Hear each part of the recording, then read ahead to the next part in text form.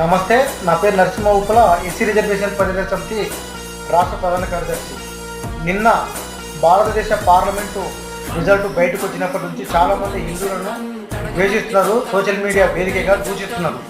ఏమి హిందువుల కోసం మీరేమైనా జైలుకి వెళ్ళారా? హిందువుల కోసం మీరేమైనా డబ్బు కోల్పోయారా? హిందువుల కోసం మీ కుటుంబాన్ని, మీ సర్వస్వమైన కోల్పోయారా? హిందువుల కోసం ఇవన్నీ చేసిన వాళ్ళు కూడా హిందుత్వాన్ని ఎక్కడ దూషించట్లేదు. హిందువులను ఎట్లా ఇంకా హిందువులుగా చైతన్యం చేయాలని ఆలోచిస్తున్నారు.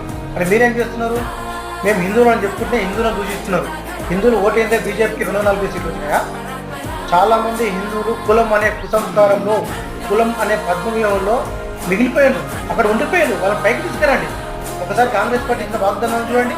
కాంగ్రెస్ పార్టీ రిజర్వేషన్లను క్లోజ్ చేస్తుందని బీజేపీ అధికారంలోకి వస్తే రకాలుగా ఆ ప్రజలను మభ్యపెట్టారు.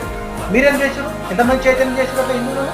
కాబట్టి హిందువులను దూషించడం మానుకోండి, మంచి పద్ధతి కాదు.